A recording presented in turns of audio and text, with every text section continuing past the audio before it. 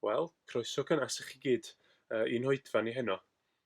Os ydych chi'n ymuno efo ni am y tro cyntaf, neu am y milfed tro, croeso cynnes.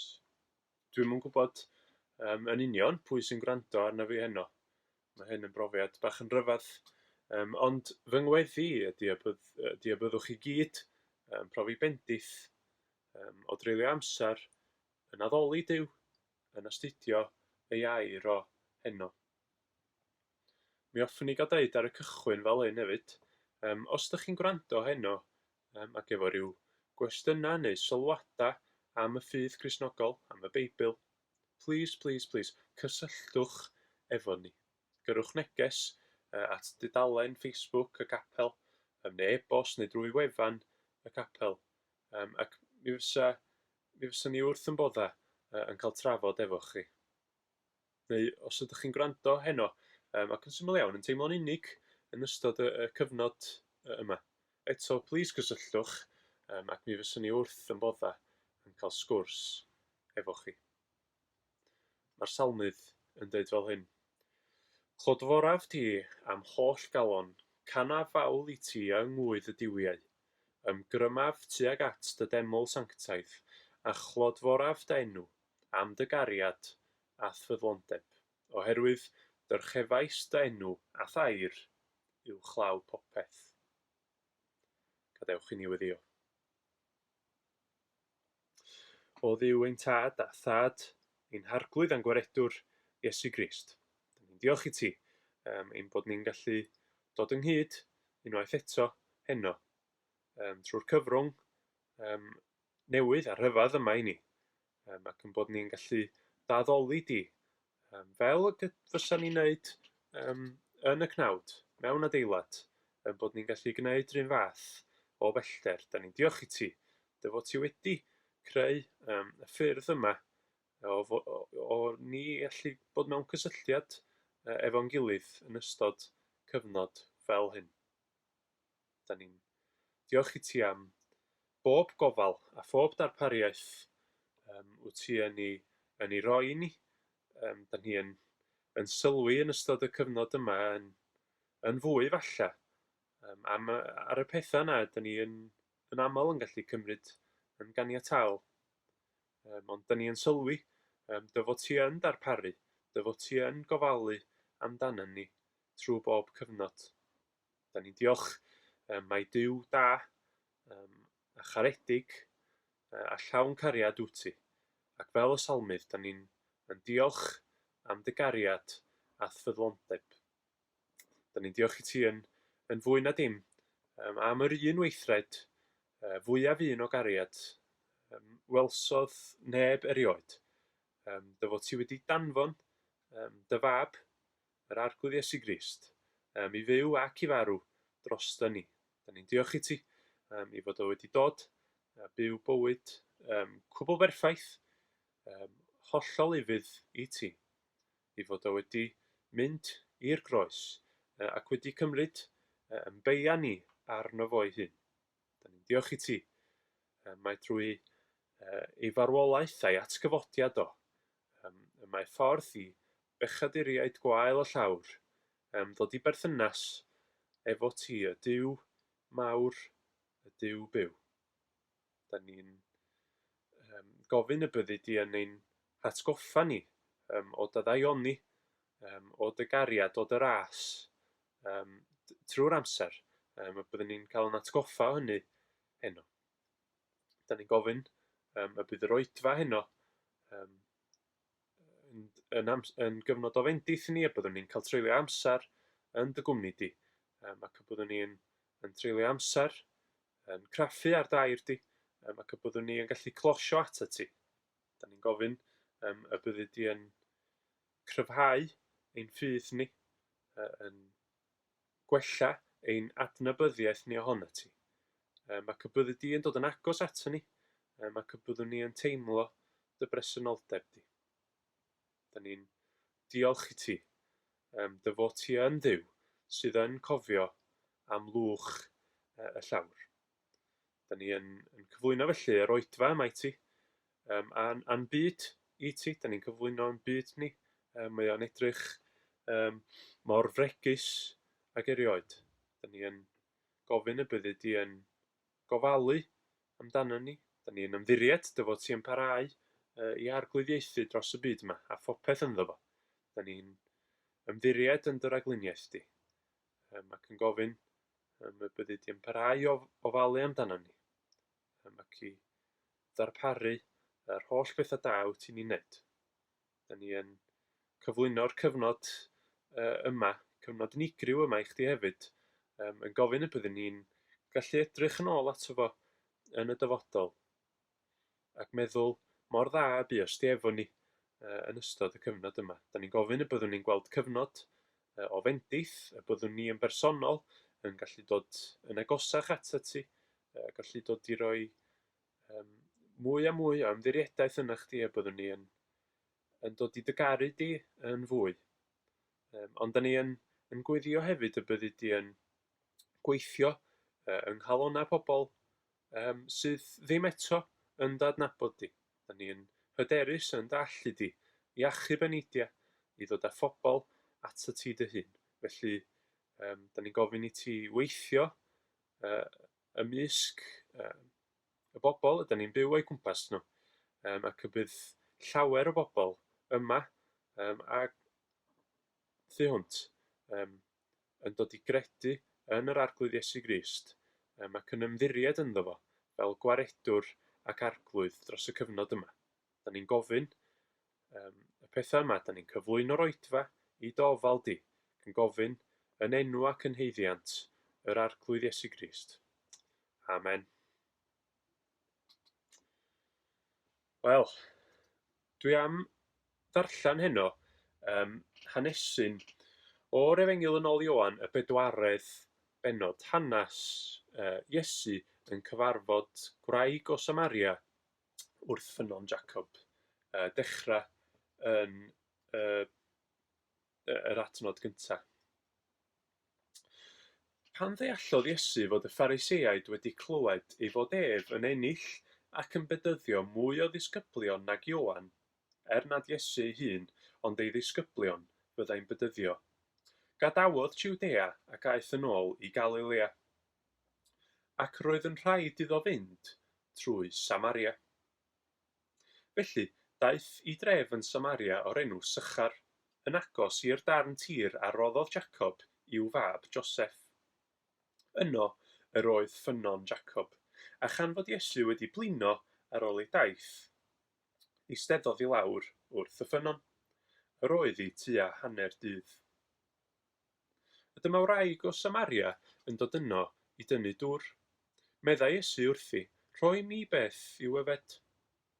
Yr oedd ei ddisgyblion wedi mynd i'r dre i brynu bwyd. A dyma'r wraig o Samaria'n deud wrtho, sut yr wyt ti a thithau'n iddew yn gofyn am rywbeth i'w yfed gen i fi am minnau'n wraig o Samaria? Wrth gwrs, ni bydd yr Iddewon yn rhannu'r un llestri a'r Samariaid. Atebodd Iesu hi, pe bai ti'n gwybod beth yw'r rhodd Duw, a phwy sy'n gofyn i ti, rhoi mi beth i'w yfed. Ti fyddai wedi gofyn iddo ef, a byddai ef wedi rhoi i ti ddŵr bywiol. Syr, meddai'r wraig wrtho, nid oes gennyt ti ddim i dynnu'r dŵr, ac y mae'r pydawn ddofn. O ble felly y mae gennyt y dŵr bywiol yma? A wyt ti'n fwy na Jacob, ein tad ni, a roddodd y pydew i ni, ac a yfodd ohono ef ei hun, ei feibion a'i anifeiliaid? Atebodd Iesu hi, bydd pawb sy'n yfed o'r dŵr hwn yn profi syched eto, ond pwy bynnag sy'n yfed o'r dŵr a rodda fi iddo, ni bydd arno syched byth. Bydd y dŵr a rodda fi iddo yn troi yn ffynon o ddŵr o'i fewn, yn ffrydio i fywyd tragwyddol. Syr, meddai'r wraig wrtho, rho'r dŵr hwn i mi, i'm cadw rag sychedu a dal i ddod yma i dynnu dŵr. Dywedodd Iesu wrthi, dos adref, galw dy ŵr, a thyrd yn ôl yma. Nid oes gennyf ŵr, atebodd y wraig. Meddai Iesu wrthi, dywedais dy gwir wrth ddweud nid oes gennyf ŵr, oherwydd fe gefais 5 o wyr, ac nid gŵr I ti yw'r dyn sydd gennyt y nawr. Yr wyt yn deud y gwir am hyn. Syr, medda'r wraig wrtho, rwy'n gweld fod ti'n broffwyd. Yr oedd un hynafiaid yn addoli ar y mynydd hwn, ond yr ydych chi'r Iddewon yn dweud mai yn Jerusalem y mae'r man lle y dylid addoli. Cred I fi, wraig, meddai Iesu wrthi, y mae amser yn dod pan na fyddwch yn addoli'r tad nac ar y mynydd hwn, nac yn Jerusalem. Yr ydych i'r Samariaid yn addoli heb wybod beth yr ydych yn ei addoli. Yr ydyn ni'n gwybod be ydyn ni yn ei addoli. Oherwydd, oddi wrth yr Iddewon y mae iachawdwriaeth yn dod. Ond, y mae amser yn dod, yn wir, y mae yma eisoes, pan fydd y gwir addolwyr yn addoli'r tad mewn ysbryd a gwirionedd. Oherwydd, rhai felly, y mae'r tad yn ei ceisio I fod yn addolwyr iddo. Ysbryd yw Duw, a rhaid yw addolwyr ef addoli mewn ysbryd a gwirionedd.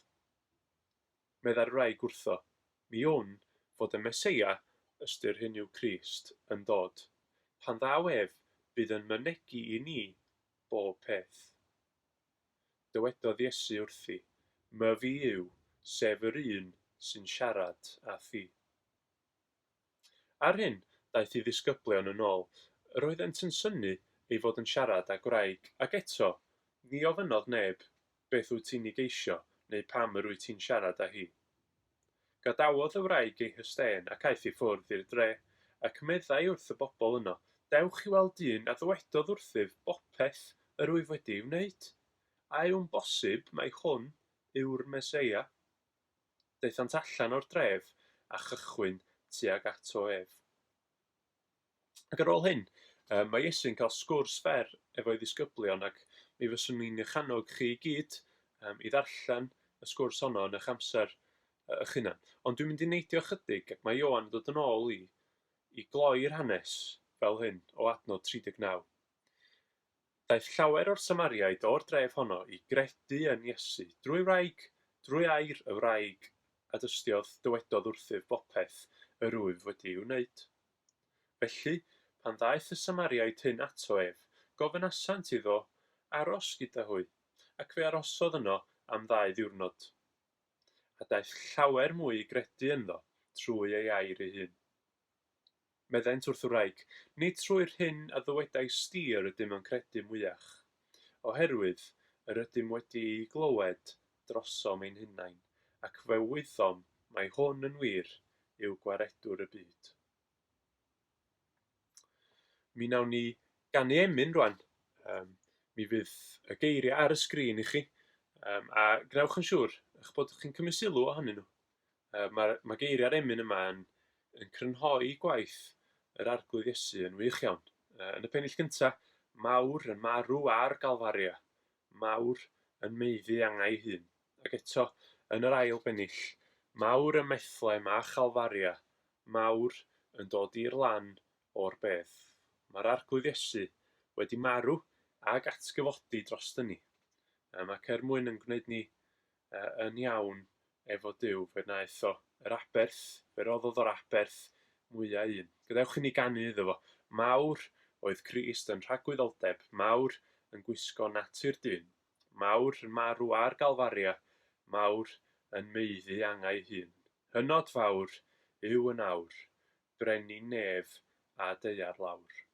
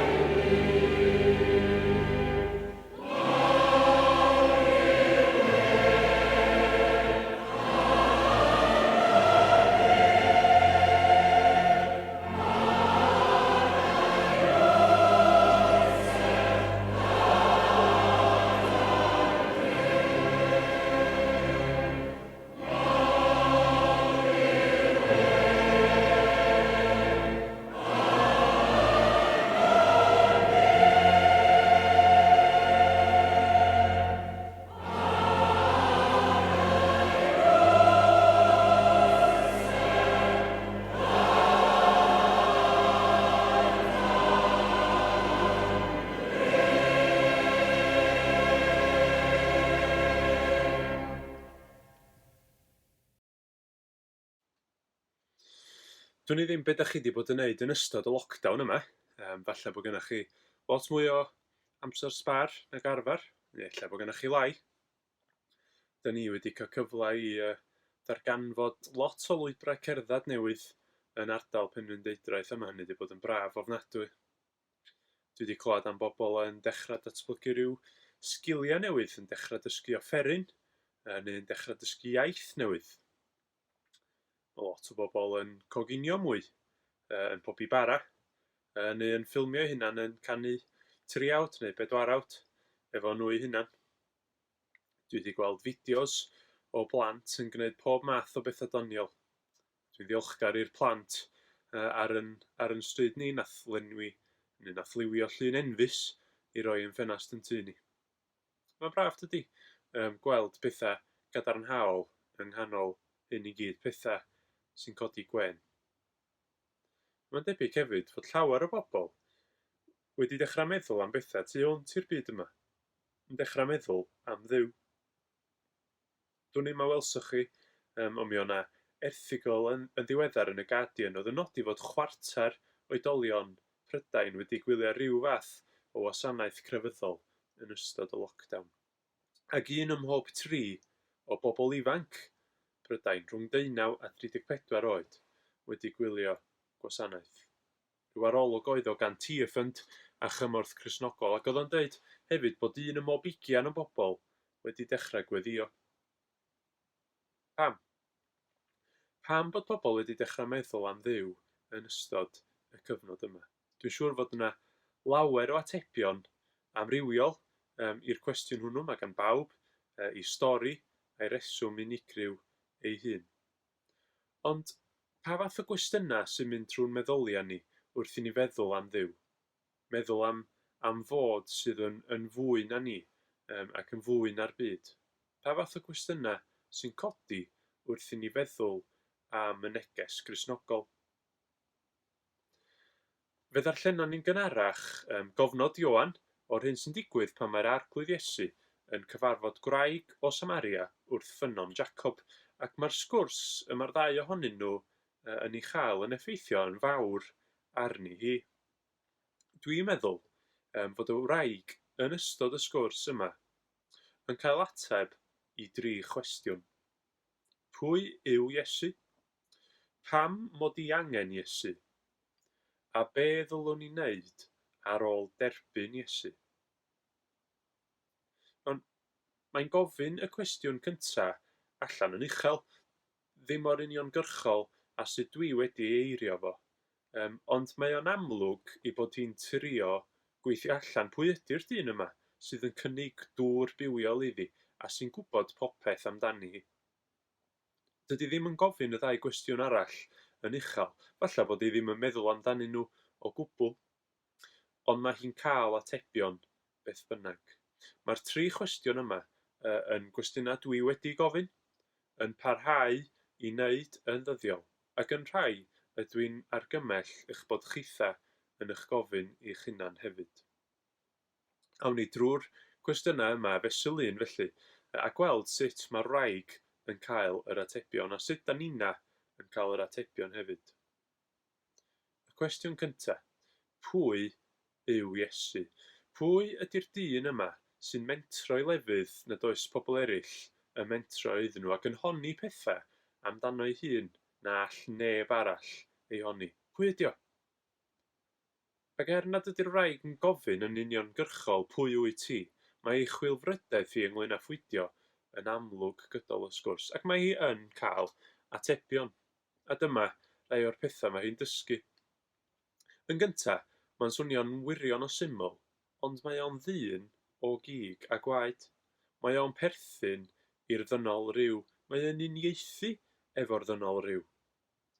Ar yr olwg gyntaf, does o ddim byd yn anghyffredin am y dyn yma. Mi oedd o ar daith hir ac mi ddaeth syched arno fo. Mi oedd o di blino, fel fysa unrhyw un ohonon ni. Mae gorff o yn union fel yn cyrff ni, yn medru blino ac arafu ac angan gofal. Dydy o ddim yn ofnadwy o freintiedig chwaith hyd y gwela ni. Does ganddo fo ddim gweision i dynnu dŵr iddo fo. Does ganddo fo ddim offer arno fo i dynnu dŵr am ba bynnag reswm. Mae o'n ostyngedig hefyd. Mae isio chydig o styngeiddrwydd, dwi'n meddwl, i ofyn i rywun am rhywbeth yn does, i ofyn am ffafr. Mae o'n ostyngedig yn cydnabod bod y wraig yma mewn gwell sefyllfa na fo nag o'i hun i dynnu dŵr. Does na'm byd yn anarferol am y dyn yma i weld. Ond mae'n dod yn amlwg yn sydyn i'r wraig fod yna rhywbeth yn wahanol am y dyn yma, i fod o'n fwy na dim ond dyn cyffredin. Mae'r ffaith i fod yn gofyn iddi hi, a gynta'n Iddew a hitha'n Samariad, am ffafr yn achosi rhywfaint o gynnwrf. Doedd na ddim llawer o Gymraeg nag unrhyw iaith arall rhwng y ddwy garfan yma o bobl. Sut yr wyt ti a thithau'n Iddew yn gofyn am rywbeth i'w yfed gen i fi a minnau'n wraig o Samaria? Dyna di geiriau hi, ac mae Ioan yn egluro yn y naratif hefyd. Wrth gwrs, ni bydd yr Iddewon yn rhannu'r un llestri a'r Samariaid. Neu fel mae'r cyfieithiad hyn yn dweud, nid yw'r Iddewon yn ymgyfeilliach a'r Samariaid. Mewn geiriau eraill, mae hi'n gofyn pwy ar wyneb y ddeiar mae hwn yn meddwl ydi o yn siarad efo fi yn wraig ac o Samaria.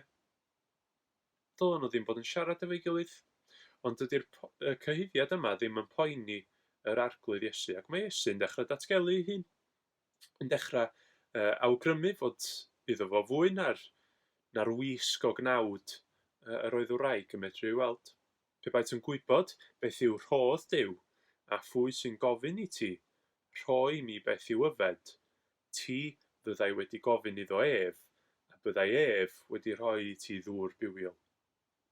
Mae o'n dweud, wedyn, bydd pawb sydd yn yfed o'r dŵr hwn yn profi syched eto, ond pwy bynnag sy'n yfed o'r dŵr a rodda fi iddo, ni bydd arno syched byth. Bydd y dŵr a rodda fi iddo'n troi yn ffynon o ddŵr o'i fewn, yn ffrydio i fywyd tragwyddol.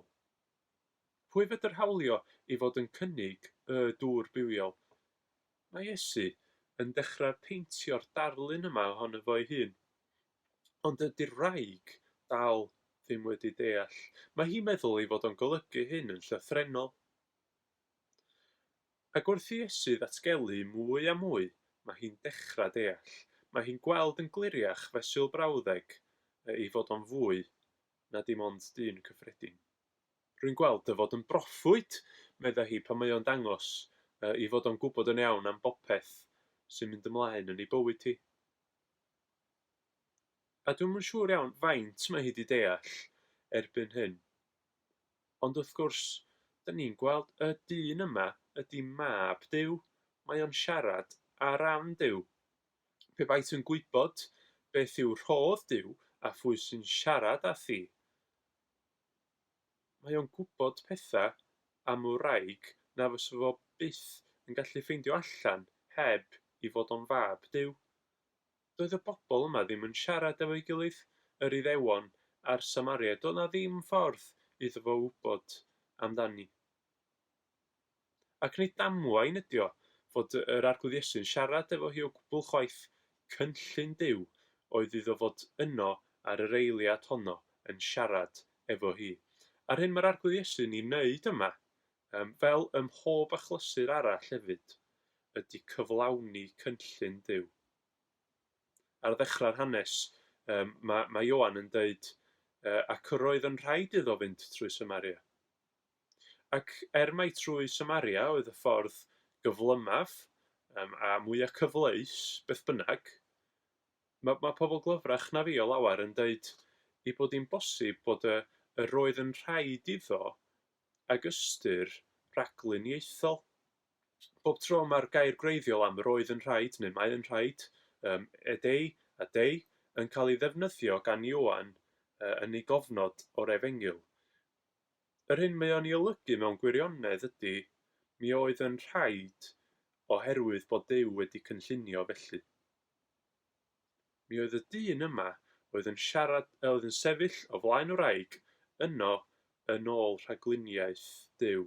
Mi oedd yr arglwydd Iesu Grist yn cyflawni ewyllys a chynllun ei dad yn y nefoedd. Cynllun oedd wedi bodoli ac wedi cael ei berffeithio ers cyn creu'r byd.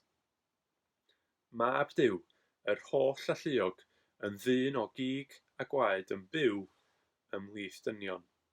Dyna pwy oedd yn siarad efo'r wraig yma yn deud wrthi bopeth amdani.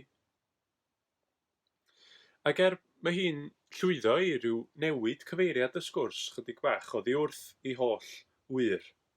Ond mae'r arglwydd Iesu'n dal i fedru ddefnyddio'r sgwrs i ddatgelu amdano ei hun a'i bwrpas. Mae'n dweud, y mae amser yn dod pan na fyddwch yn addoli'r tad nac ar y mynydd hwn nac yn Jerusalem. Yr ydych chwir Samariaid yn addoli heb wybod beth yr ydych yn ei addoli. Yr ydym ni yn gwybod beth da ni'n ei addoli, oherwydd oddi wrth yr Iddewon mae iachawdwriaeth yn dod. Mae Iesu yn deud wrthi be mae gair Duw yn ei ddysgu. Mae o'n awdurdodol, ond y mae amser yn dod yn wir y mae yma eisoes pan fydd y gwir addolwyr yn addoli'r tad mewn ysbryd a gwirionedd. Y mae amser yn dod yn wir y mae yma eisoes. Mae o'n deud mae'r hyn y mae'r Iddewon yn edrych ymlaen ato eisoes yma. Ac mae'r geiniog bron a disgyn ganddi hi. Mae hi'n deud, mi wn fod y Meseia yn dod pan ddaw ef bydd yn mynegu i ni bob peth. Ac mae Iesu'n deud, my fi yw, sef yr un sy'n siarad â thi. My fi yw, sef yr un sy'n siarad â thi. Mae'r darlun yn gyflawn. Yr arglwydd Iesu Grist, mab Duw, fo ydy'r Meseia, yr un sydd wedi dod, yr un wedi ei ddanfon i achub pechaduriaid. Mae o yma. Mae'r proffwydi, mae'r un yma'r proffwydi wedi bod yn sôn amdano fo wedi dod. Gwaith yr arglwydd Iesu Grist ar y ddaear oedd byw a marw dros bechaduriaid. Byw yn ufudd i Dduw, yn cadw ei holl orchmynion, yn ei ogoneddu ym mhob peth a wnaeth, gan nad ydyn ni wedi gallu gwneud hynny, a marw ar y groes a chymryd yn beia ni arno fo ei hun, ufudd hyd angau.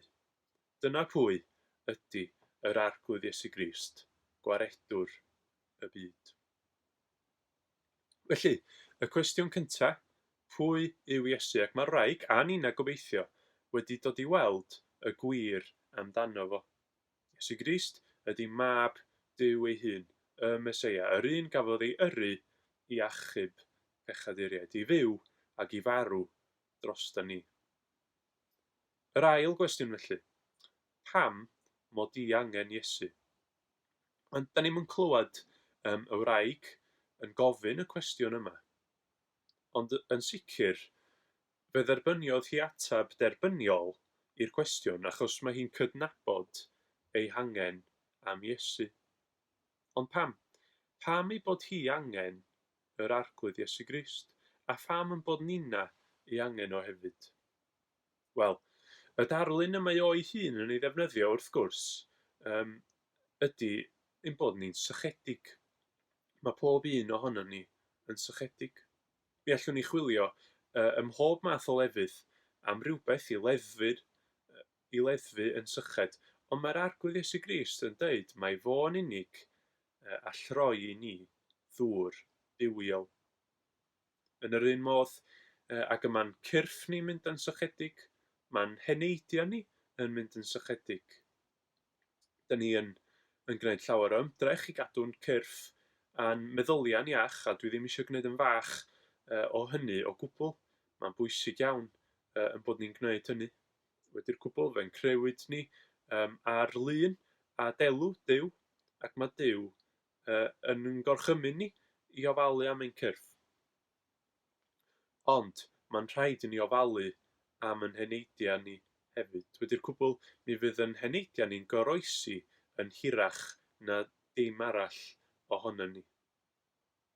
Mae angen bodloni angen yr enaid. Mae'r byd yn cynnig lot o bethau i drio lleddfu syched yr enaid gyda llaw. Mae yna lot fawr o bethau yn materol neu yn rhyw syniadau neu argyhoeddiadau sy'n honni i bod nhw'n gallu llenwi ein hangen mwyaf. Ond mae'r arglwydd Iesu yn dweud mai dro ar ôl tro, mae fo yn unig all gynnig i ni yr hyn yr ydym ni wir yn sychedu amdano.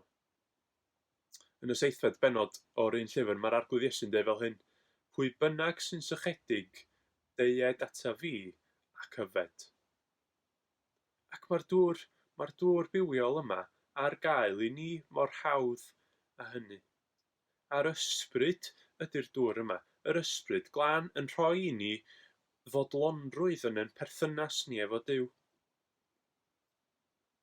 Nad ydw i'n yn hoffi Snickers, y bar siocled. Dwi'n hoff iawn o'i hysbrysebion teledu nhw.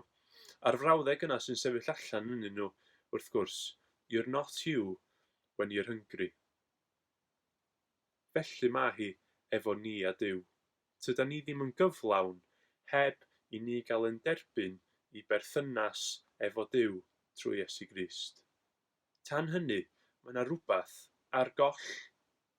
Sut, felly, mae yfed y dŵr yma a bodloni anghenion ein hyneidiau? Trwy gredu yn yr arglwydd Iesu Grist. Trwy gredu ynddo fo, roi ein ffydd ni yno fo, a thrwy hynny dod i berthynas fyw o gariad efo Duw ei hun. Fe gawson ni'n creu i fod mewn perthynas efo Duw, i fwynhau cymdeithas efo Duw, ond mae'n pechod ni wedi yn gwahanu ni oddi wrtho fo. Ond mae Duw yn ei gariad fe ddanfonodd o ei unig ganedig fab mwyn i bob un sy'n credu ynddo beidio â mynd i ddistryw, ond cael bywyd tragwyddol. Mae'r arglwydd Iesu Grist wedi llunio ffordd i ni, nad ydyn ni'n haeddu y fath fraint o gwbl, i gael dod i berthynas efo Duw a chael bywyd tragwyddol. Ef ydy'r ffordd, y gwirionedd a'r bywyd. Nid oes neb yn dod at y Tad, ond trwy Iesu Grist.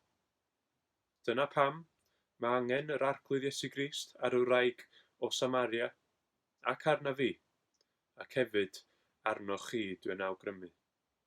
Os ydych chi yn sychedu am rhywbeth heddiw yng nghanol y lockdown yma, wedi cael llon bol o roi'n gobaith ella mewn pethau sydd yn darfod, mae'r arglwydd Iesu Grist yn dweud wrthoch chi, pwy bynnag sy'n sychedig, deued ata fi ac yfed, a fydd y ffynon honno byth yn sychu. Gobeithio felly bod gennym ni ryw syniad erbyn hyn o pwy ydy Iesu a pham fod arna ni i angen o. A'r cwestiwn ola dyn ni'n cael ateb iddo fo ydy hwn: be ddylwn ni wneud ar ôl derbyn fy angen am Iesu, neu ar ôl derbyn Iesu i fy mywyd? Wel, mae Iesu ei hun yn deud bod gwir addolwyr yn addoli'r Tad mewn ysbryd a gwirionedd, oherwydd rai felly mae'r Tad yn ei ceisio i fod yn addolwyr iddo. Be ydy addoli mewn ysbryd a gwirionedd? Wel, mae o'n cynnwys bod yn ddiolchgar iddo, a mynegi hynny iddo fo, a chanu mawl iddo, a treulio amser yn ei gwmni fo, mewn gweddi ac yn ei air o. Ond mae o'n golygu hefyd mwy na hynny, yn bod ni'n rhoi ein bywydau cyfan iddo. Mae'n golygu mai bod yn blentyn i Dduw ydy ein prif hunaniaeth ni, yn flaenoriaeth yn ein bywydau ni. Mae'n golygu y byddwn ni'n ceisio gwneud popeth nawn ni clod i Dduw. Ac mae'n amlwg fod y sgwrs wedi cael dylanwad go fawr ar y wraig, ac yn wir, mae dod i berthynas efo Duw trwy Iesu Grist yn trawsnewid yn bywydau yn llwyr. mae sgwrs efo Iesu yn dod i ben pan mae'r disgyblion yn dychwelyd o'r dre llathyn nhw i brynu bwyd. Adnod 28 a 29, gadawodd ei hysten ac aeth i ffwrdd i'r dref, ac meddai wrth y bobl yno, dewch, dewch i weld dyn a ddywedodd wrthyf bopeth yr wyf wedi i'w wneud. A yw'n bosib mai hwn yw'r Meseia? Neu fel mae'r cyfieithiad hyn yn dweud, o nid hwn yw y Crist? Dwi'n hoffi y dechrau yna, gadawodd ei hysten. Mae'r wybodaeth yma mae hi wedi dderbyn angen cael ei rannu. Mae'n rhaid i bobl eraill gael clywed am y dyn yma. Felly mae'n brysio, mae'n gadael y llestr mawr trwm ar ôl ac yn deud wrth bawb am y dyn yma nath i gyfarfod. Mae ganddi hi flaenoriaeth newydd yn ei bywyd, pwrpas newydd i'w bywyd. Pan da ni'n dod i gredu yn yr arglwydd Iesu Grist ac yn rhoi ein ffydd ni ynddo fo, mi ydyn ni'n i'w wachodd o i fod yn arglwydd ar ein bywydau ni ac yn arglwydd yn wir ar bob agwedd ar ein bywydau ni.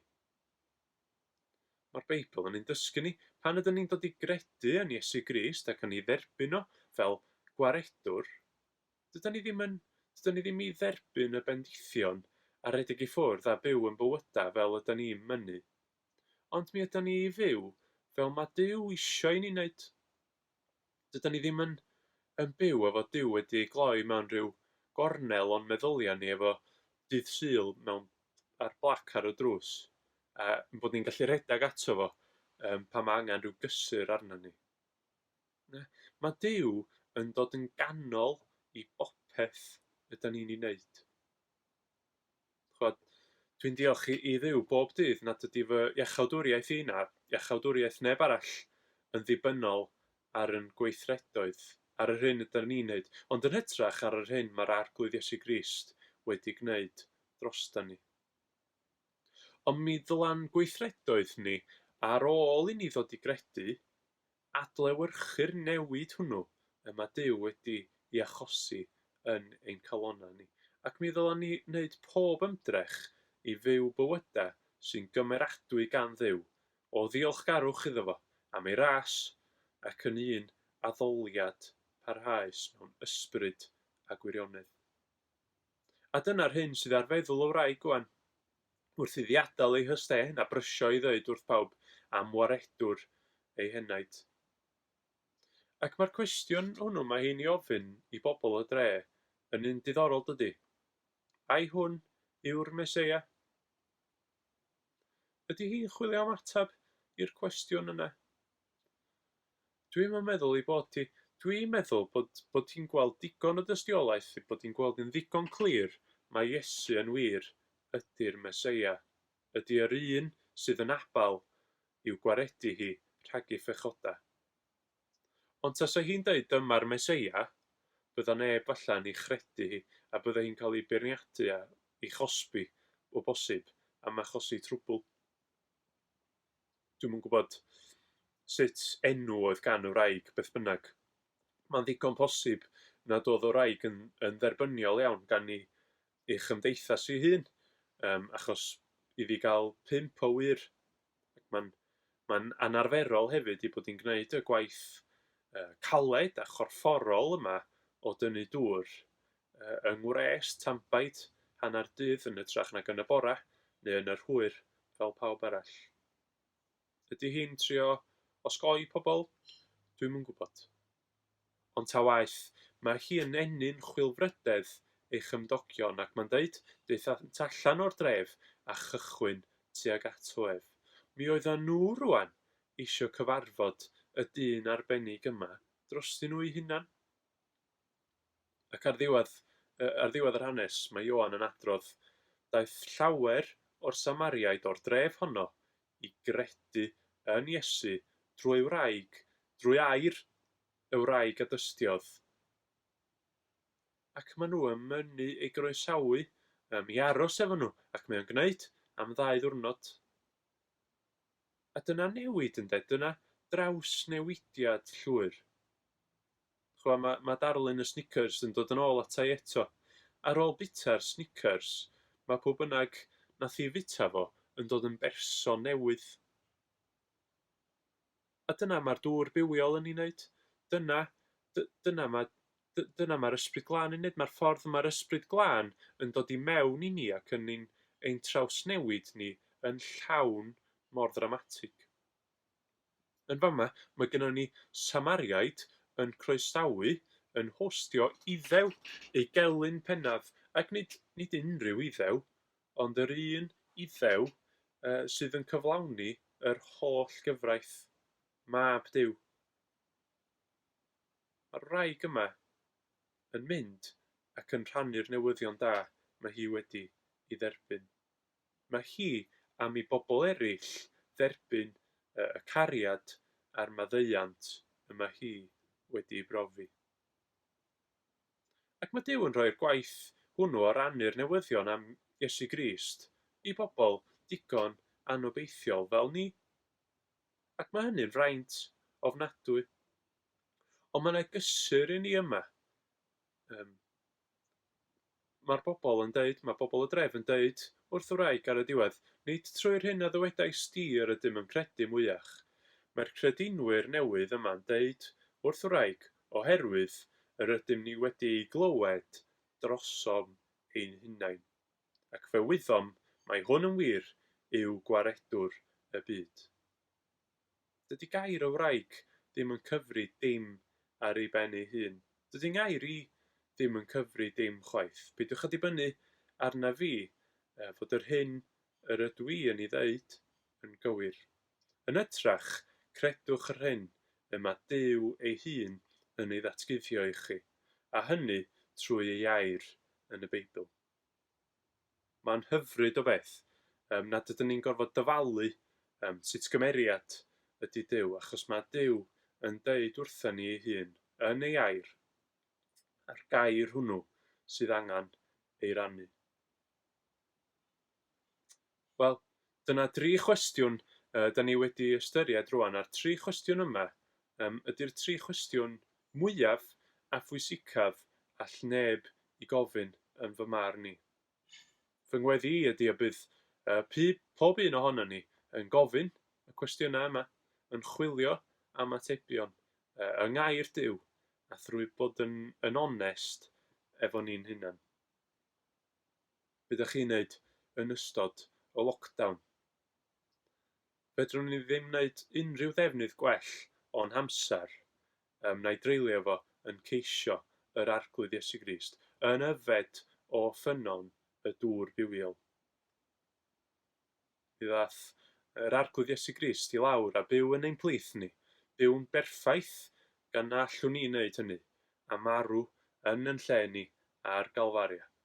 Fe atgyfododd a thrwy hynny lunio ffordd i bawb sydd yn credu ynddo ddod i berthynas fyw efo'r Duw byw ac etifeddu bywyd tragwyddol.